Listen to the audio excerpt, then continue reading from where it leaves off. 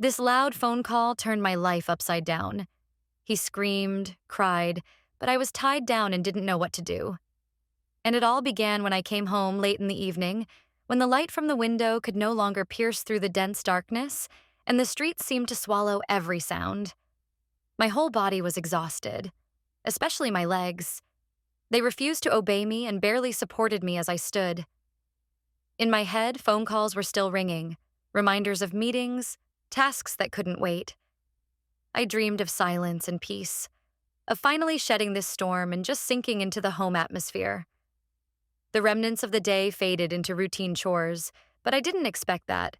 Crossing the threshold, I would face something that would ruin my plans for the evening. Jack's voice, my husband's, reached me from the kitchen. He was talking to someone, his intonations warm, almost gentle. This was unusual because he was typically lost in his thoughts after work, resting in silence. I took off my shoes and walked into the hallway, clutching my bag to myself. Jack stood by the stove and smiled as I entered. He was happy to see me, but there was something about his expression that wasn't quite the same as always. "Darling," he said, "this is James, my nephew. He'll be staying with us for a couple of weeks while he sorts out his housing situation." I froze in place, as if someone had sewn me to the floor. James. His name had come out of nowhere. We had barely interacted over the years he had lived in this city. A few meetings, a few casual conversations, but nothing more. His presence seemed to shift the atmosphere in the house, as though everything around wasn't as it had been before. I couldn't quite say why, but the feeling was strange. He stood next to Jack, his eyebrows slightly raised, as if studying me with his gaze. He had light hair that fell slightly over his forehead, and he wasn't looking so much into my eyes as somewhere beyond. It was a kind of confidence that immediately drew attention, yet at the same time left a feeling of distance. He made no attempt to greet me, though everything was said not with words but with a glance. It felt as though I couldn't step into the house, strange as it sounds. All evening, his presence was like an invisible shadow that moved through the house with us, changing the usual flow of things. James was older than I remembered him and far more confident than I had expected. As I sat down for dinner, my eyes involuntarily lingered on him, as though he were someone who wasn't here by chance. He wasn't lacking charm. On the contrary, there was a certain ease in the way he spoke with Jack, something that made it clear. He was not an outsider, but already a part of this world. I tried to focus on the conversation, but his gaze pulled me toward him like a magnet. At times, it felt as though he was invisibly observing my every move, not simply spending time at the table, but studying me. Jack and I talked about work, about little things that were familiar and routine. But James sat there, absorbed in the conversation, and I felt uncomfortable because his attention seemed always directed at me. When I suddenly went to the bathroom, I could feel his gaze following me even through the walls. I started to feel trapped, as if the space around me was shrinking. He didn't say anything unnecessary, but his presence was too palpable, and I couldn't shake it off. Jack, engrossed in his storytelling, didn't notice the change in the atmosphere. He laughed often and explained something enthusiastically, but every time I turned around, James was there. When I returned to the living room, I immediately realized that James wasn't just staying in our house. He was somehow taking up space in it. He was confident, and it was unsettling. He was like a guest who didn't intend to leave, but wasn't in any hurry to declare his intentions. Silent, but always there. It wasn't that he wasn't a guest, but it felt as though he intended to stay longer than planned. I tried talking to him, but his responses were brief, precisely calculated, as though he believed he knew something more than Jack and I did. Everything felt different. James wasn't someone who could be easily ignored. He drew attention, and it disoriented me. I longed for silence, but everything around me was becoming increasingly filled with something unfamiliar and unsettling. In the evening, when we all gathered at the table, the atmosphere was almost as usual. Conversations about our days, meetings, and random events. But I still felt that something was off. I noticed how James listened carefully to Jack, but what unsettled me was his attention to my every movement. He watched how I chewed, how I brought the cup to my lips, how I moved my hand. All of this happened so quietly, so imperceptibly to others, but to me, his attention felt loud and heavy. I couldn't even concentrate on my own words. And at some point, I had the sense that I was being observed. Not at dinner with my husband and his relative, but at some kind of test, where all my reactions, gestures, and words mattered. Jack, as always, was engrossed in the conversation, unaware of what was happening between James and me. I caught myself thinking that maybe all these little details, his attention, his eyes that never left me, were not coincidental at all. I tried to sort out my feelings, convincing myself that all of this was just a misunderstanding, but the more I tried to ignore his behavior, the stronger it became.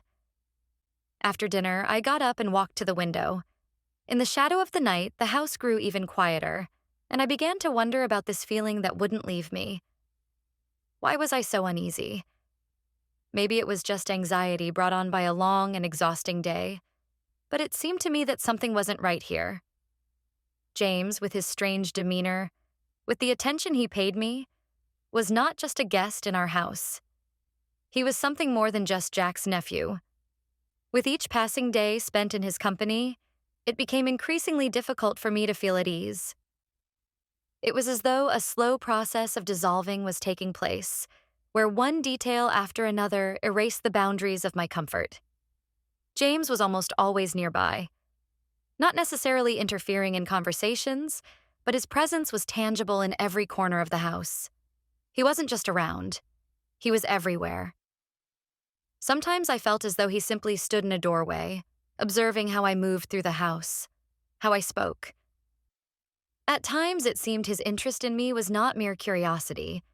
It was as though he were watching my every movement, searching for some hidden part of me in every phrase I uttered. I realized this wasn't just an attempt to get to know me. He was looking for something, and I couldn't understand what. None of this crossed the boundaries of normal behavior, in essence. Just a tension that could be justified by the fact that James was simply a curious and open person. But on some subconscious level, I felt that something was growing between us, something I found hard to explain in words. James was there, and it was becoming increasingly difficult for me to feel calm and confident in my own home. With each passing day, I felt as though I were losing small pieces of myself, unable to understand why I was deprived of simple peace. When Jack suggested that I go to the gym with James, I didn't want to agree. I had a lot to do, and honestly, I didn't feel like working out in such company. But Jack, as always, was persuasive, saying that James would be glad if I joined. I couldn't refuse without seeming rude, and in the end, I agreed. When we arrived at the gym, I immediately realized that James felt like a fish in water there. He moved with confidence, with a kind of ease that made me nervous. I, on the other hand, wasn't in shape. I tried to focus on the exercises, on my body, on what I needed to do, but his presence continued to push my thoughts aside. James was quiet, confident, almost invisible. I didn't know what exactly bothered me so much. His attention, his help, or the fact that despite all my efforts, I couldn't distance myself from him. Usually, my morning hours were a time when I could fully enjoy the silence. When I went downstairs that day, I was met with the familiar scene: an empty kitchen table, a cup of coffee, and the fresh morning sunlight lazily filtering through the curtains. It was a moment when I could relax, not thinking about what the day ahead held for me. But, as had become usual lately, my expectations weren't met. When I entered the kitchen, I froze. James was already sitting at the table, calm and confident, as if he had always been there. He didn't look like someone who had just entered this house a few days ago. For a moment, I even forgot that he was merely a guest. He seemed to have become part of the morning ritual, like everything else. He was there as though time and space held no meaning. I tried not to pay attention to him, but it was not easy. He sat at the table unhurriedly, staring out the window as if waiting for me to speak first.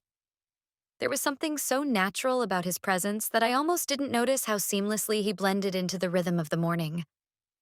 I leaned down to pour myself a coffee, and the moment I did, I felt his gaze on me. It was a strange feeling. I tried to pretend I didn't notice, but as I stood by the table, I felt his attention zeroing in on my every move. And at that moment, the thought returned to me that perhaps I could no longer be myself when he was around. I turned to him, trying to remain calm. "Good morning," I said with a smile, but my voice sounded somehow foreign, forcing its way out of my throat. He replied in that same calm tone as always, but that simple response felt completely different to me. His words carried a weight, a depth that made me feel as though I had missed something. We continued to drink coffee in silence, but I couldn't shake the strange feeling that, although I hadn't spoken it aloud, something irrevocable was already happening. James was there, part of this new reality, yet something about his presence felt unnatural. I couldn't pinpoint where this anxiety was coming from, but the sense that every moment in the kitchen with him was a step into the unknown weighed on me. I tried to maintain normalcy in the conversation, but with each glance, each silence, I felt myself losing more and more control over this simple morning ritual. That evening was like any other. Quiet, with a tint of ordinariness. Jack had gone out on business, and I was left home alone, feeling time stretch out, filling itself with emptiness. I sat in the kitchen, gathering my thoughts, trying simply to relax, to forget about the worries and responsibilities that seemed to grow heavier with each passing day. And then, into this silence, James appeared. We sat at the table, talking about trivial things, about nothing. He spoke calmly, without any haste, as though every word had been carefully considered. He wasn't in a rush, didn't try to prove anything, and that made me nervous. It felt as though his silent presence said more than any words could. And then suddenly, out of nowhere, he leaned toward me and kissed me. "You deserve more," he said, and his words echoed inside me. I didn't know what to say or how to react. What was this? I didn't know. I sat there, trapped, not knowing what to do with this moment. I couldn't understand why his words resonated so deeply within me.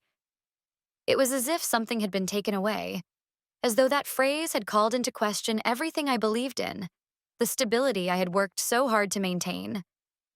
Everything I felt seemed tied to this moment, which had upended my perception of what was happening between us. He began speaking again, but I could no longer hear him. At that moment, I realized that life would never be the same again. After that kiss, everything became different. I tried to convince myself that it was an accident, that I had overreacted to the moment, that there was nothing special about it. We continued to talk. We continued to live in this house, but something had changed. I couldn't return to the simple, familiar life that had existed before. Every time I heard his voice, every time I felt his gaze, it seemed as though I was standing on the edge of something I couldn't understand or control. I was afraid because I couldn't quite grasp what was happening, what I should do, or how to behave. His presence had become something inevitable, something I couldn't escape. I tried talking to myself, convincing myself that none of this mattered, that I didn't need to let my emotions take over. I reminded myself that I was married, that I had Jack, and that everything happening couldn't possibly be important. But the more I tried to distance myself from James, the more I felt his influence growing. I began to feel like a stranger in my own home. I couldn't relax. I couldn't fully be myself. Every gesture he made, every word he spoke, felt like some kind of test for me. And I couldn't understand what was happening inside me. What were these feelings? What was this storm I was trying to hide? The night was strangely quiet, but something inside me made me open my eyes. The room was dark, but I noticed the door was slightly ajar, and a faint sound, like footsteps, came from the hallway. I tried to understand what was happening, but everything felt like a haze. And then, in that moment, I saw a silhouette appear out of the darkness. James. He stood at the door to my room, having opened it just a little, and despite the darkness, his eyes were calm, yet there was something new in them, something I couldn't comprehend. "I can't imagine how I'll live without you." I wanted to say something, but my voice wouldn't come out. Everything felt frozen in that moment. We kissed again. When Jack returned home, I felt the air around us change. It wasn't immediately noticeable, but it was as though an invisible wall had begun to grow between us. We sat at dinner, and I could feel the distance between us expanding. He talked about work, about how his day had gone, about the meetings he needed to discuss. I listened to him, but my thoughts were far away. I tried to look at him, to answer his questions, but something intangible was in the way. I had the feeling that I could no longer be myself, that something inside me had been disrupted. Jack couldn't understand what was wrong with me. He kept talking, but I felt that his words were not what I needed to hear right now. I tried to hold on, to keep up appearances, but deep down I couldn't shake the feeling that everything around me had become alien. Even our home, which had always felt so familiar, was no longer the place where I could feel calm. It had become filled with anxiety, and with every look Jack gave me, I felt as though something important was slipping away, disappearing. His questions grew more insistent, and I could feel how Jack was trying to understand what was wrong. His gaze was sharp, like a knife. He looked at me as though searching for something. I felt him trying to pull the truth from me, something I couldn't even comprehend myself. It was as if he was waiting for me to reveal something, to tell him what was troubling me, but I couldn't. I couldn't find the words to explain what was happening inside me.